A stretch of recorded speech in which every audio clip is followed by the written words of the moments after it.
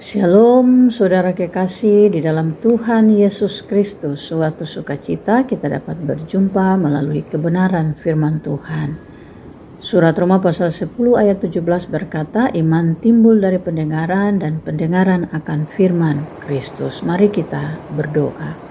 Bapa di surga, di dalam nama Tuhan Yesus Kristus kami meminta hikmat dalam pertolongan kuasa Roh Kudus, baik untuk yang mendengarkan maupun hamba-Mu yang akan menyampaikan, sehingga kami masing-masing diberi kemampuan sesuai rahmat dan kasih karunia Tuhan untuk memahami dan juga untuk menyampaikan maksud-Mu. Amin. Ayat firman Tuhan untuk kita di kesempatan ini adalah dari Efesus pasal yang keempat ayat yang ke-31. Segala kepahitan, kegeraman, kemarahan, pertikaian, dan fitnah hendaklah dibuang dari antara kamu. Demikian pula segala kejahatan. Saudara, di masa kampanye menuju kepada pilkada, di berbagai media sosial selama masa kampanye, kita melihat bagaimana pesan-pesan dari kampanye-kampanye tersebut. Ada yang berisi dukungan bahkan menjatuhkan. Saya menemukan satu video seorang anak gadis yang sangat bersemangat memilih pasangan calon presiden nomor urut 2. Bertengkar hebat dengan ibunya ketika ia menyampaikan maksudnya. Dengan sangat marah dan penuh emosional, ibunya berkata, sampai hari ini engkau, bahkan aku sendiri, tidak tahu siapa bapamu, sebab kau hadir dan lahir akibat peristiwa 98 yang sangat kejam dan memiluhkan hati. Kita berdua sama-sama menjadi korban. Saya diperkosa dan kau tidak tahu siapa bapamu. Akhirnya si anak membatalkan pilihannya dan beralih kepada pasangan yang lain. Nah saudara, maksud cerita ini adalah perhatikan akar kepahitan dari si ibu dan anaknya. Entahlah apa hubungan peristiwa 98 dan pasangan calon nomor urut 2. Si ibu itu tahu dengan persis. Inilah salah satu cerita di lingkungan sosial yang luas tentang akar pahit akibat kecewa dan marah. Di lingkungan sekitar kita ada banyak sekali orang hidup dalam akar pahit. Seorang anak perempuan memilih tidak menikah karena ia memiliki akar pahit terhadap ayahnya. Ayahnya yang di masa kecilnya berselingkuh dengan perempuan lain, meninggalkan anak gadis kecil ini bersama dengan ibunya, menyebabkan kepahitan yang dalam terhadap laki-laki bagi anak perempuan kecil itu. Ia menilai bahwa semua laki-laki akan sama seperti ayahnya. Seorang anak laki-laki yang tumbuh menjadi pemarah, lebih senang bersama teman-teman, mengalami kepahitan dengan orang tuanya yang selalu membanding-bandingkan dirinya dengan teman-temannya. Saudara, akar utama dari kepahitan adalah kekecewaan dan sakit hati. Kecewa dan sakit hati tumbuh dari berbagai-bagai pengalaman, kejahatan, kekerasan, mengalami pengalaman tertipu, tidak dihargai, diabaikan, dan berbagai macam pengalaman lainnya.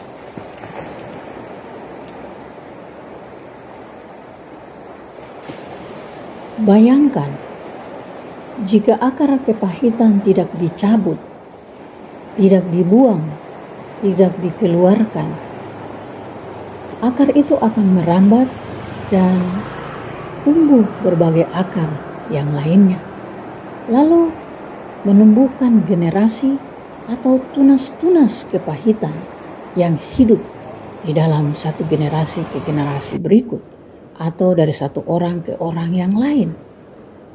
Seperti misalnya suami istri atau bapa dan mama yang hidup dalam kepahitan akan melahirkan anak-anak dan mewariskan kepahitan juga kepada mereka.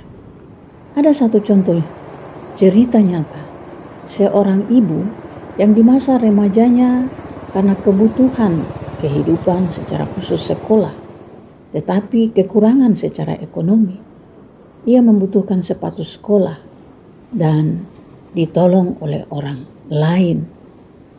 Orang yang menolongnya itu kemudian memperkosa anak gadis itu.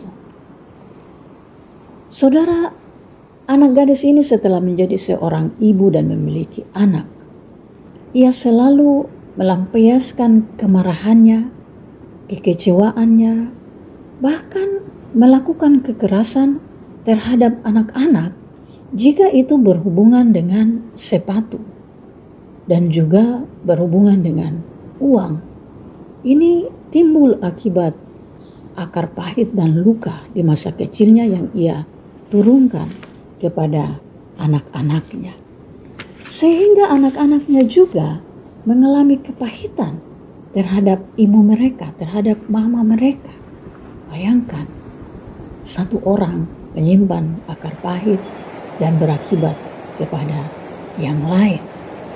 Dan karena itu ayat firman Tuhan dalam Efesus pasal 4 ayat 31 tadi berkata bahwa segala kepahitan, kekeraman, kemarahan, pertikaian dan fitnah hendaklah dibuang dari antara kamu. Demikian pula segala kejahatan, terutama kepahitan. Karena orang yang punya kepahitan akan mudah menyakiti, mudah marah, mudah bertengkar, mudah memfitnah, mengucapkan kata-kata kotor, juga bisa melakukan berbagai kejahatan. Nah, mungkin kita membayangkan apakah kejahatan itu seperti membunuh, merampok, mencuri, atau kejahatan-kejahatan besar. Ternyata kita juga bisa melihat bahwa hal-hal yang kelihatan kecil tapi itu bisa merupakan kejahatan akibat daripada akar pahit.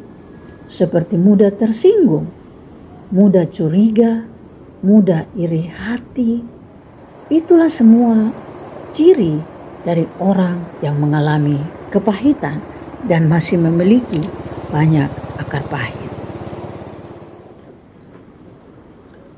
Saudara, akar pahit itu dapat menggerogoti setiap orang yang menyimpannya, memeliharanya, bahkan memupuknya dengan segala macam perilaku-perilaku akibat akar pahit tadi. Dan itu sangat merugikan. Bukan hanya merugikan diri sendiri, tetapi juga merugikan orang lain. Dengan menyimpan kekecewaan, dengan menyimpan kemarahan, dengan menyimpan sakit hati, tidak akan merubah situasi atau keadaan kita yang telah mengalami situasi-situasi yang buruk. Tetapi justru itu akan mempersulit kita, itu akan membuat kita hidup dalam situasi yang lebih tidak baik tanpa menyadarinya.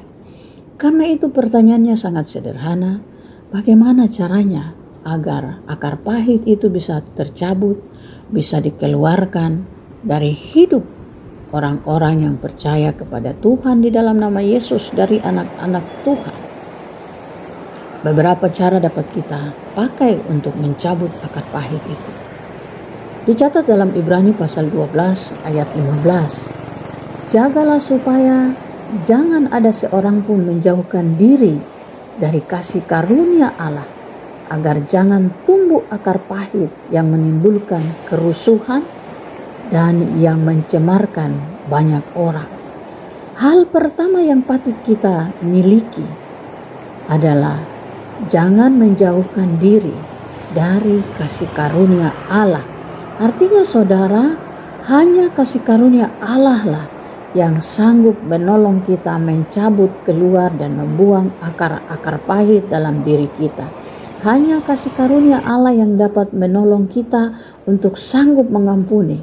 Hanya kasih karunia Allah yang dapat menolong kita untuk menerima keadaan atau situasi dan menjadi kuat saat kita dihina, saat kita direndahkan, saat kita difitnah, saat kita dikecewakan. Hanya dengan kasih karunia Allah, dalam pertolongan Allah saja. Karena itu carilah kekuatan dalam doa, carilah kekuatan dalam firman Tuhan, carilah kekuatan dalam penyembahan ketika Anda sedang merasa bahwa akar pahit itu sedang menggerogoti, akar pahit itu sedang merambat ke bagian-bagian dari kehidupan saudara.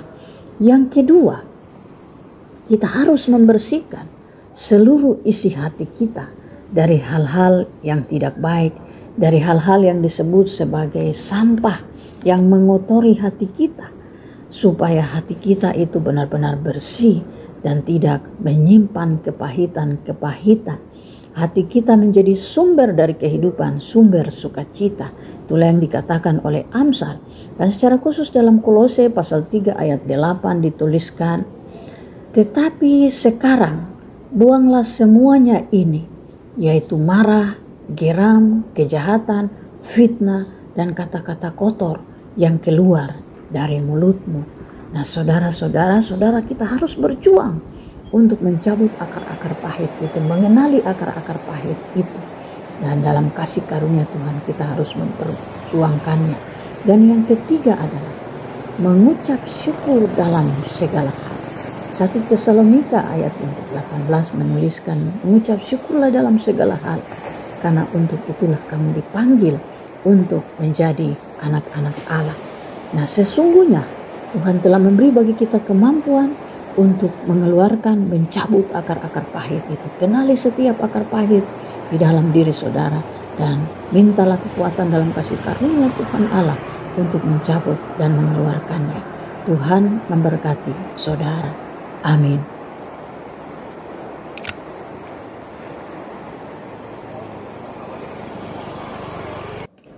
Mari kita berdoa. Bapa di surga, berikan kami kekuatan dalam roh kesabaran. Berikan kami hikmat dalam roh pengertian. Berikan kami kemampuan dalam kekuatan-Mu untuk sanggup mencabut, mengeluarkan segala akar pahit yang sedang merambat dan merongrong dan mau melilit hidup kami. Di dalam nama Tuhan Yesus Kristus kami percaya kami akan sanggup mengeluarkan seluruh kekuatan-kekuatan akar pahit di dalam hidup kami, karena Tuhan Allah beserta dengan kami.